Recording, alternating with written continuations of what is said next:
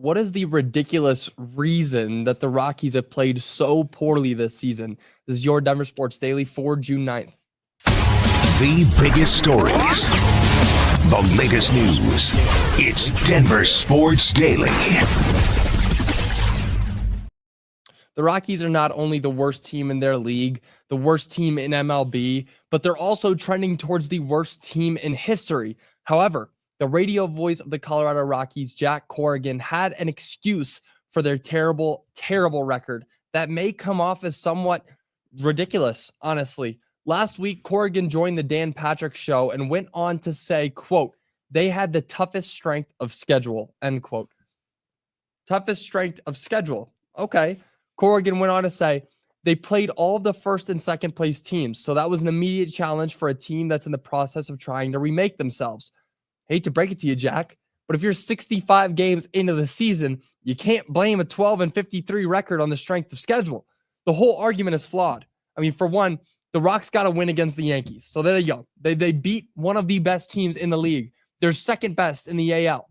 They beat that team at least one game. They won a game against them. Out of their 12 wins that they've had, one of them is against one of the better teams in the league. But they were also swept by the Rangers, who are fifth to last in the AL. They also lost 2 of their 3 matchups against the Athletics, who are second to last in the AL. But sure, they swept the third worst team in the MLB in the Miami Marlins. So strength of schedule doesn't matter when you're beating one of the best teams in the league. Doesn't matter when you're losing to some of the worst teams in the league. It matters when you're looking at it overall. It just doesn't make sense. It's a poor argument to make. It's a very poor argument to make, especially for a team whose bigger problems, they have much bigger problems than their strength of schedule. You're playing every team in the MLB. You're playing every team. You can't blame the schedule. That's like blaming the strength of schedule in the NBA when you're losing 50 games. That just doesn't make any sense. You can't blame the strength of schedule on one team when they have to play all these other teams who are also playing the same competitors. You're playing every team. It's a poor argument to make. And honestly, it's nothing less than ridiculous. They are so poor. They are so excruciatingly terrible this season. It's hard to come up with new words and new adjectives to describe how badly the Colorado Rockies are playing this season. And making an excuse for it being the strength of schedule is just even sadder. It's just sad. They've got bigger issues to deal with.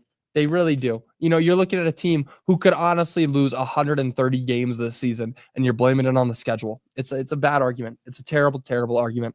Now, moving on, the Dallas Stars fired the coach that Jared Bednar had the hardest time beating. It's good news for some Av fans today. They no longer have to worry about Pete DeBoer beating them in the postseason anymore. After losing in the Western Conference Finals, the Stars decided that it was time to move on from their head coach in DeBoer. Now, DeBoer had been a thorn in the side of Bednar for a long, long time, beating the Avs as far back as 2019 as the head coach for the Sharks, then again in 2021 for the Golden Knights, and finally each of the past 2 years with the Dallas Stars. What's funny is you break down those losses, 2 of those have been in Game 7, the Sharks and the Stars this year, and then 2 have been in Game 6, the Knights and the Stars last year. So you're losing, you're putting up a good fight, but then you're losing right when it gets to that point. And honestly, that's just a great, it's a great stat for DeBoer. You're looking at a guy who can close out series, at least when it goes that far. And finally, he will no longer be that guy beating the Avs in the playoffs in Game 6s and Game 7s any longer. Now, DeBoer leaving the Stars may give Jared Bednar a sigh of relief. However, there are bigger things that the Avs need to deal with, like this massive offseason. They've got a lot of big things coming up in this offseason, a lot of big free agents that they need to retain on this team, and they also need to keep improving. They did a very good job at getting Brock Nelson to stay on this team, but with things like Marty Necas being unhappy here, there are bigger issues that the Avs need to deal with, but DeBoer finally leaving, getting off of that Dallas bench is a great thing to happen. A rival coach is leaving the top of Bednar's mind right now. He's not there anymore. He's gone. So that's great news for Avs fans. Now, moving on, J.K. Dobbins finished his visit to Denver without signing a contract. It's not huge news that he's not signing quite yet, but it is something to be known. Dobbins would not only be a huge addition to the Denver offense, of course, on that running back squad, but he could potentially be a player that pushes this team deeper into the postseason. Dobbins came to Denver last week to meet with Sean Payton and some other front office members, and he also spent some time working out in the team facility. Now, he left last week without signing a deal, but there's still a good chance that he signs in the next couple weeks, and I guarantee you that is what Sean Payton wants right now. He needs somebody like this on this team. If you get a solid, seasoned vet like Dobbins, we could have a big, big season this next year just in this run game. Now, Sean Payton spoke on the potential opportunity to bring in Dobbins, saying, quote, just the importance of that position group right now. We really like the group right now that we're working with. It's just another opportunity to possibly bring in another good football player to help us win. Well said. You got an opportunity to bring in another great football player who will not only help the team win, he will help the team win when it matters most. With the way the running back room looked last season, getting somebody like Dobbins on this team could prove to be very, very beneficial. I mean, the way the running back room was last season, you can't win with that. Now the Broncos sure did. They still went 10-7. They got to the playoffs. They ended up losing in the wild card round to a very good Bills team, so you can't hold that loss against them. Really, it's their first playoff berth in 10 years. But imagine if they had a solid, reliable running back. I mean, Dobbins averages over 5 yards a carry for his career. That's a very impressive stat to have. You're averaging over 5 yards every time you touch the ball in your career. Last season, it was something around 4.6 yards per carry. Stats do not lie.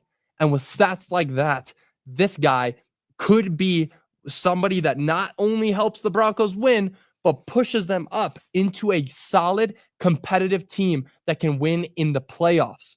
Now, the running game moved away for a lot of teams. You know, these past 10 years, the running game was not nearly as prevalent. But with the way the running game is in the past 2 years, you look at what's happened around the league. Saquon Barkley leads the Eagles to a championship. I don't care if people are going to give Jalen Hurts the credit. Saquon Barkley was the reason that team won a championship. You look around the league, how much the 49ers gave up to get Christian McCaffrey. And now he's hurt. Sure, still a solid, not only solid, was the best running back in the league until his injury. The running back has come back to life. The running back is back. And getting somebody like J.K. Dobbins to lead this young running back core that the Broncos have right now would help improve the Broncos for years and years to come. I'm very excited to see what happens with the signing. I'm praying that the Broncos end up getting J.K. Dobbins because it would be a massive, massive move to what's already been an incredibly big offseason. Now, that'll do it for your Denver Sports Daily. Let's see. Their pitching is hurting them as usual. Their pitching is just god-awful. It's the worst pitching group I've ever seen. I mean, you go into the bullpen, and it's just terrible. I mean, even their starting pitchers are bad. Imagine how bad their bullpen is. It's very upsetting to watch. So I agree with you, Mike. Their pitching is hurting them as usual. Michael, good morning. Good morning, Michael. Great to see you. Thanks for joining. That'll do it for your Denver Sports Daily. I will be back with you guys again tomorrow. We got some big stuff. You know, watching this J.K. Dobbins signing, please, if I can send a message to the Broncos, please get him. Have him be the running back one in first game of the season. That would just be incredible. I think we're all hoping for that.